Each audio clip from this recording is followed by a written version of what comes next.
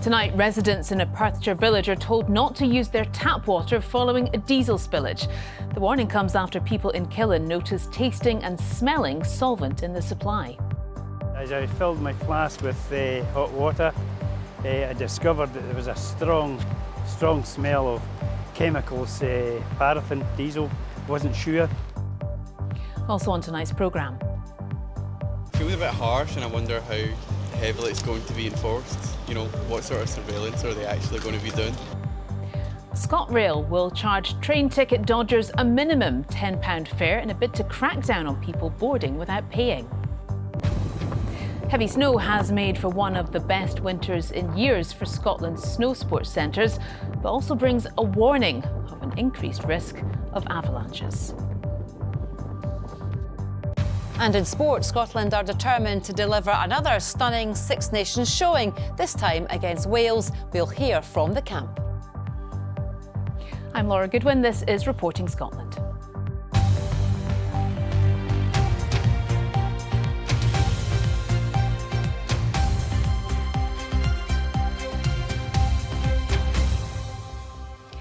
Residents in the Perthshire village of Killin have been told not to drink their tap water following a diesel spillage into the River Dochart. Fresh water has been brought in by tanker after people reported being able to smell and taste a solvent in their local supply. Scottish Water says it has closed intake to a water treatment works, and it's emerged a local petrol station has reported an attempted theft in which they say a fuel tank was damaged. Selina Jackson reports. In the fast-running river, locals say pools of diesel have been visible since last night. And this morning, they began to notice it in their tap water. I made myself a cup of tea, and then I was filling my flask. And as I filled my flask with hot water, I discovered that there was a strong smell of chemicals.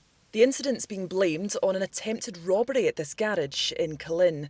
This evening, operator Certis Energy released a statement saying it was informed of fuel loss this morning and that damage was discovered to one of the tanks. It says equipment was found there which suggested an attempt to steal diesel from it. A spokesperson added the firm is working with SEPA, the Health and Safety Executive, and the police. The main supply here comes from the River Dochart. It's treated at a plant just above the village and stored in a nearby reservoir, which means clearing the contamination from the waterway and, crucially, from the systems which deliver its properties will be a complex and time-consuming job. Scottish Water has told the 500 residents and businesses which rely on the supply not to use tap water for drinking, cooking or washing. It's very concerning for the locals right now because we have a nursing home here and we also have the school, and there is a lot of elderly people here in this community that need to know for their own safety. Jane Kerr manages a dental practice in the village, which has been forced to close. So we've had 2 clinics today, 2 full clinics that we've had on. It's obviously quite a lot of patients. It's a mixture of NHS and private here, so there's quite a lot of patients that we've had to cancel. Have been waiting quite a while for appointments, so that's not ideal. Tankers arrived this afternoon to pump fresh water, but until then, locals were forced to take matters into their own hands. Restaurant manager Marius spots 1,000 litres of bottled water this morning. In this kind of situation, you have to act fast and you have to do whatever you can do to help. So this is what we are doing here. Yeah, we do. You see a lot of, more than half of the load has been taken away already, which is good. We're pleased that we could actually do something for the village. Scottish Water says it'll be several days before the water supply is restored here. In terms of the extent of the contamination, we're working through that with sampling at the moment. We'll have a better idea probably early tomorrow morning. Until then, the community is left hoping the damage won't be too significant. Selina Jackson, Reporting Scotland, Killin. ScotRail say they're going to crack down on ticket dodgers and charge £10 minimum to anyone who deliberately boards a train without paying. Around 95% of all passengers travel with a valid ticket. The cost to state-owned ScotRail for those that don't pay is £11 million each year. The £10 charge will be more than the standard fare ticket on most shorter journeys. Our reporter James Chain joins us now. James, what more do we know about this plan? Well, Laura, like you said, this £10 charge for travelling without a ticket is more than the fare for most short journeys on the ScotRail network. For example, you could travel from the east end of Glasgow through Glasgow Queen Street, where we are now, to the west end of the city for about £6. So, in that context, a £10 fine for travelling without a ticket will hurt. But these type of fares, these type of fines are already levied in other parts of the UK. If you're caught travelling without a ticket in London or Manchester, for example, you could face a £100 fine, down to 50 if you pay within 3 weeks. So in that context, a £10 fine might not seem like a huge amount. Either way, ScotRail say that about 90% of the people they catch travelling without a ticket 90% of the people they catch travelling without a ticket have passed a working ticket machine at the beginning of their journey or passed an open ticket office at the beginning of the journey. So there really is no excuse in those examples. Among the people we spoke to this afternoon, there was broad support for the measures. It's fair to fine people, but it's not surprising that someone would try and get away with not paying for a ticket because the prices are very, very high. It feels a bit harsh, and I wonder how heavily it's going to be enforced. You know, what sort of surveillance are they actually going to be doing to work that out? I think that's okay. I mean, I think where we are, you can get bigger fines normally than that. So yeah, I think that's okay. We all have to pay for our tickets, don't we? Now, it's important to mention that there are exemptions to these fines. ScotRail say that they want to support passengers who have made a genuine mistake and that they only want to target those who really are dodging the fares. If a ticket office is closed, or if the machine isn't working, or if a passenger has a disability that's prevented them from getting a ticket, then the fines won't apply. They also say that they hope it'll cut antisocial behaviour on their trains. There is what they're calling a period of education that begins in April, and the full fines will start to be introduced at the beginning of July. OK, James, many thanks indeed. 27 years ago, Kenneth Jones disappeared. The 18-year-old was last seen near his home in Glenrothes on the 2nd of November 1998, but there have been no further sightings. Just over a year ago, police reopened the case and have now carried out searches at his former home. Stephen Godden reports. More than 27 years since the teenager disappeared, the marks in the garden are signs of fresh police activity at the Glenrothes home Kenneth Jones once called home. What happened to the 18-year-old is a question detectives are still trying to answer. He was last seen in early November 1998. Since then, he hasn't been heard from and no trace of him has been found. For around 5 hours yesterday, specialist officers focused their efforts on the back garden of the house in Ancram Court. We went over the ground with the GPR unit, horizontal and then vertical, and then they marked certain areas and then they put the drone up. I think that was just to get a bird's eye view, and then they had the sniffer dog in. He wasn't in for long. I mean, I was observing the sniffer dog. He didn't really, I would assume that he would bark if he had sensed something. Ronnie McClellan has lived in the house for the last 5 years. He says he only learned about Kenneth Jones' connection to it when a detective knocked on the door last summer. You know, they could have dug up the whole garden if it would help them. Eh? So I was just to put closure to it. So I didn't really, I was just doing it for them really. Eh? Let them dig up the garden, let them put the boy at peace, and his mum at peace. Eh? Kenneth Jones would now be 46 years old. As part of the reinvestigation into his disappearance, a computer-generated image has been produced showing how he'd be expected to look today. Detectives from the Major Investigations team say they're keeping an open mind as they look to establish the full circumstances surrounding Kenneth Jones' disappearance. They say it's essential that his family finally get some much-needed closure, and they've appealed to anyone with any information to contact them. Stephen Godden, reporting Scotland, Glenrothes. Some of the day's other stories now. A man who died after being hit by a car outside a supermarket in Edinburgh has been named by police. Bill Hepburn died from his injuries a short time after the incident involving a blue Volkswagen Polo in the car park of a Tesco Extra in Meadow Place Road in Corstorphine on Wednesday. In a statement, his family described the 66-year-old as a loving husband and father. Police Scotland asked anyone who witnessed the incident to come forward. also opened the door for fan zones to be set up in village halls and other venues, with licensing officers given delegated powers to grant permission. November is now visible near Hampden Park in Glasgow. The match sealed Scotland's place at this summer's World Cup. The Scottish Liberal Democrat leader Alex Cole-Hamilton has appealed to voters who are scunnered with politics to back his party at the Holyrood election. In his conference speech in Edinburgh earlier this afternoon, he described the Liberal Democrats as the antidote to reform. Our political correspondent Kirsten Campbell has more. Alex Cole-Hamilton is a glass-half-full type of politician. He's aiming to more than double the number of Liberal Democrat MSPs and had this message for voters. If you're tired with politics, if you're tired and frustrated and scunnered with how things are and how the other parties have let you down, I want you to know we hear you. He outlined his party's achievements in securing additional funding for colleges and hospices in the budget. Scottish Liberal Democrats get stuff done. We are the antidote to cynicism. We are the antidote to frustration. Conference on that peach ballot paper. We are the antidote to reform. The party leader set out plans to tackle the crisis in social care and end the scandal of teachers who can't get jobs, promising his team would have influence. The Lib Dems seem in hopeful mood. They feel the voters may have forgiven them for going into coalition with the Conservatives and might now be prepared to give them a hearing. There's so much energy from Alex and a determination that we really can win MSPs here right across the country. Every aspect of Scottish public life needs better people in charge of it, and Alex is committed to getting those people into Parliament so that we can shape what comes next. We can see in constituencies across the country and throughout all of our regional kind of canvassing and things that we are definitely on the up. The party's campaign director is upbeat. It's quite clear when I'm speaking to voters, they want to see change, but they also want to see fairness.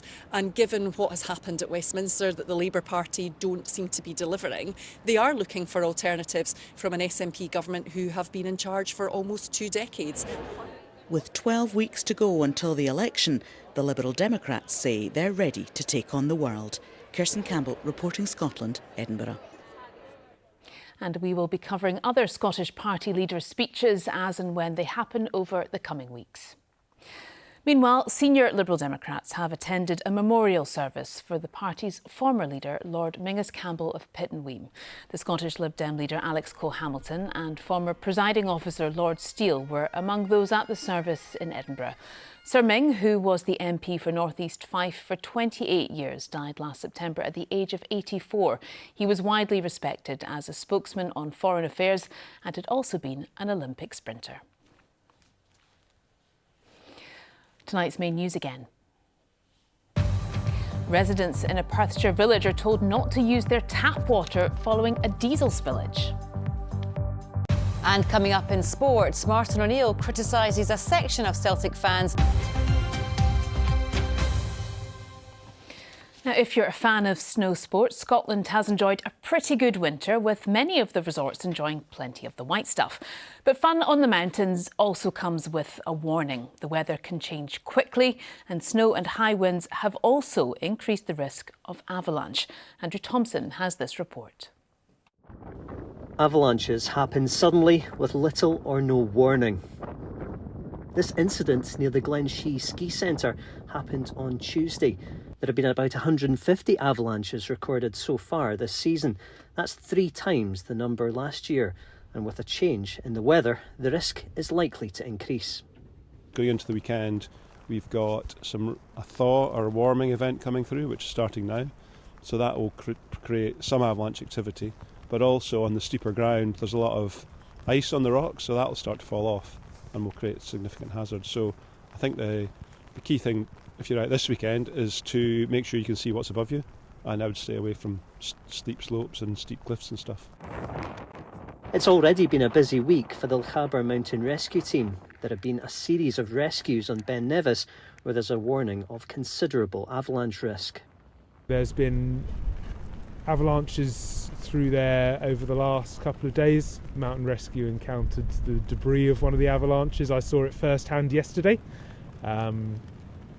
There's lots and lots of snow on Ben Nevis at the moment. All that snow has been very good for Scotland's ski centres, which have been enjoying their best winter for 6 years. There were more than 1,000 skiers and 600 sledgers at Glencoe on Tuesday, but the uplift is closed today amid high winds and rain.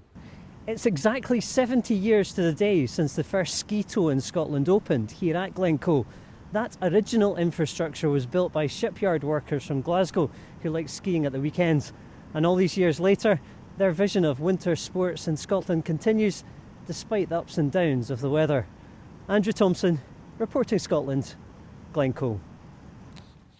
Right, let's get tonight's sport with Jane. Quite an exciting weekend. We've got the rugby, we've got the curling, so much to look forward to. So much to look forward to. Plenty to come this evening as well. So kick back and relax and listen up. Well, after their impressive win over England in last weekend's Six Nations, Scotland captain Sione Tuipulotu says they'll face Wales full of the same intent. After round 2 of this season's championship, there we are, Scotland sitting second in the table, 4 points off France. Their opponents tomorrow have yet to get off the mark. Andy Burke is in Cardiff.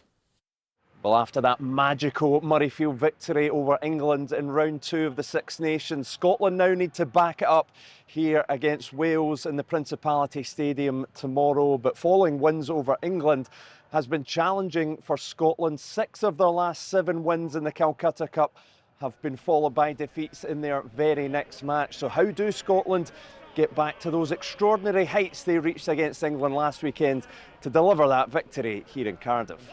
I think put pressure on yourself. I think that's, I suppose, and good pressure, I feel like. One's from, like I said, from inside the change room, pressure on each other, pressure from our coach, just to be the best of ourselves and deliver the performance for our fans that we know we can. And yeah, like you said, it is always tough backing up an emotional performance like a Calcutta Cup game is, but in order for us to stay in this tournament, we've got to be just as desperate, just as emotional, just as clinical as we were last week, and that's how we've prepared this week.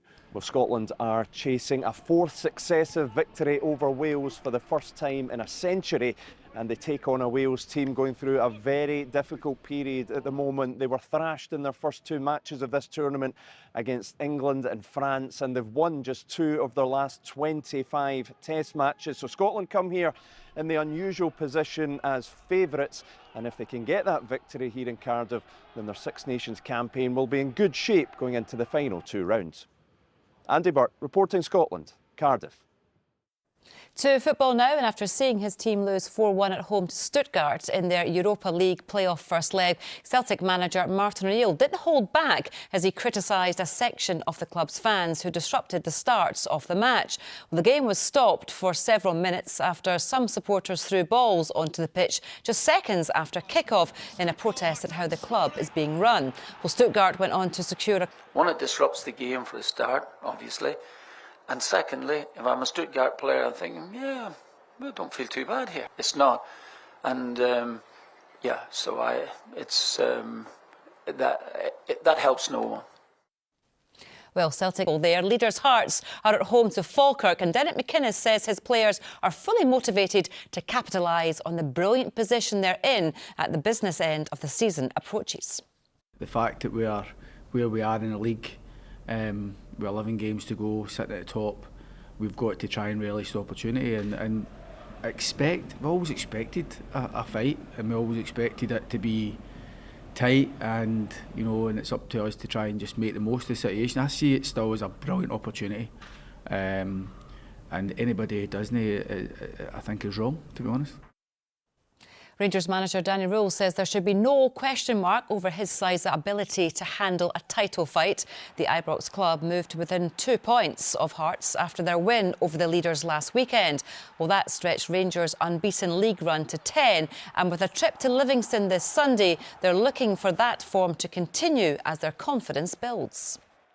I totally believe we can do it, really.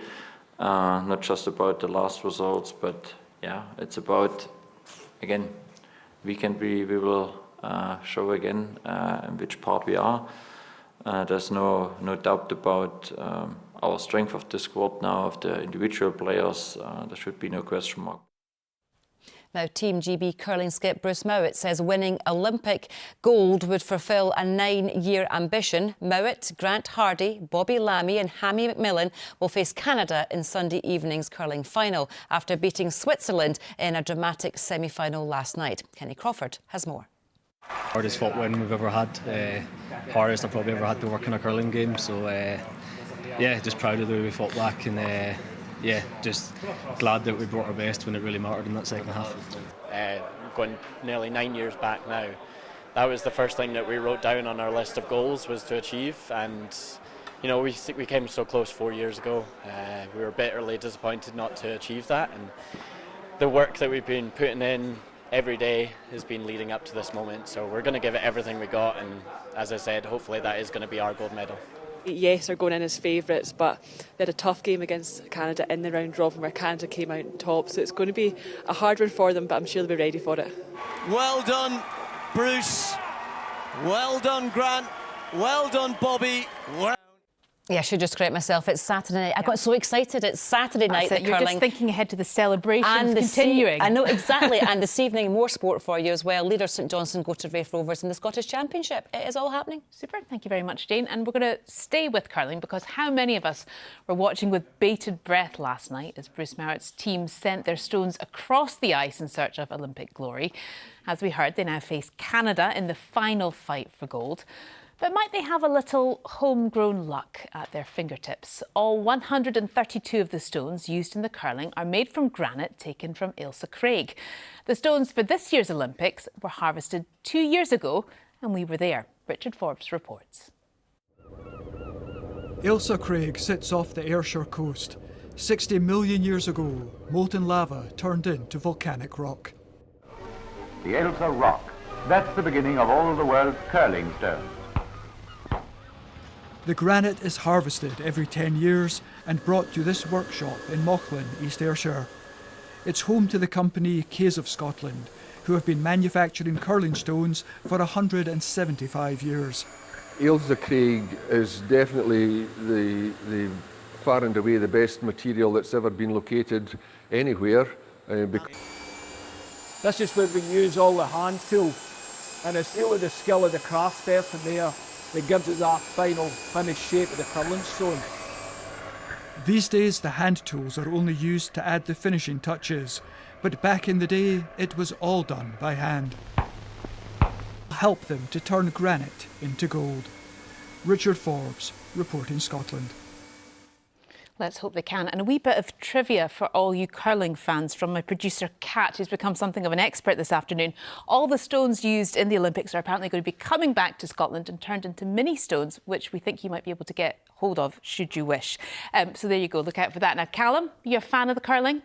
Indeed, yes. Tried it once, would like to try it again. And I've swept away the southeasterly finally. So the pot of gold of the forecast is very good. Respite in the northeast. Seamless. From the incessant rains that we've had to start 2026. But for most of us, it means grey skies with that southwesterly and frequent spells of rain to come over the coming days. But today we had the best of the brighter breaks as you would expect in a southwesterly for northeastern parts of the mainland.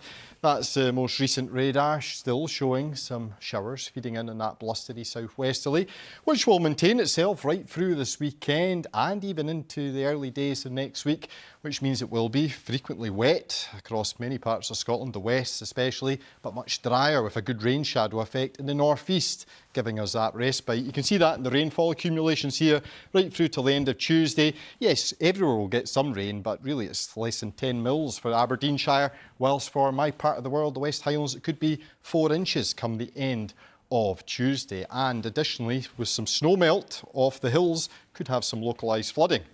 Tonight, we've got still a few showers feeding in that westerly. Some longer spells of rain feeding into Caithness, Sutherland, maybe Orkney too, but drier for Shetland, where we'll have a chillier northwesterly here, 2 degrees, 1 or 2 chilly spots in the northeast, but generally 4 to 7 the lows tonight for most of us. And a warm front pushes in by dawn to west southern Scotland with some rain and drizzle. That will move northeastwards bodily through tomorrow morning, so extensive cloud. If you want the sunshine, head for Shetland. Then into the afternoon behind it, still some rain and drizzle, which will become heavy, incessant into the west by the second half of the afternoon. Look at the numbers, 10, 11 degrees. Lovely, but that will mean a thaw of the snow across our higher terrain. A wee bit chillier into the north. We're still the legacy of that warm front. May give a spot of rain, but generally it's drier. Best of the brighter breaks, Aberdeenshire. If you want the sunshine, though, Shetland. But even for you, tomorrow evening, look at the rain. It will get to you by the end, and into tomorrow night it will linger in Shetland, whilst behind that front we'll see further blustery showers come in tomorrow night, and with that flow direction, again, it will not be a cold night, frost-free. On Sunday, low pressure still driving the weather to the south of Iceland, bringing us this southwesterly airflow, which will pick up through the course of the day. So a windy day, frequent bands of blustery heavy showers, maybe a rumble of thunder with those. Driest for the east coast and again into the northeast. And look at the numbers once more. Mild. We could see gale force gusts in the northwest later. And then look at those numbers even into next week. We may see 14 for the east coast on Tuesday, which would be the warmest since the 14th of December. Oh, very good. Thank you. I would look forward to that. Thank you, Callum. A reminder of tonight's top stories. Residents in the Perthshire village of Killen have been told not to drink their tap water following a diesel spillage into the River Dochart. And ScotRail say they're going to crack down on ticket dodgers by charging £10 minimum to anyone who deliberately boards a train without paying. Fare dodging cost the state-owned operator £11 million each year. Callum Hadid will be here with your late news at around 10:30. Callum will be here too, but until then, from everyone on the team, enjoy your weekend. Bye-bye.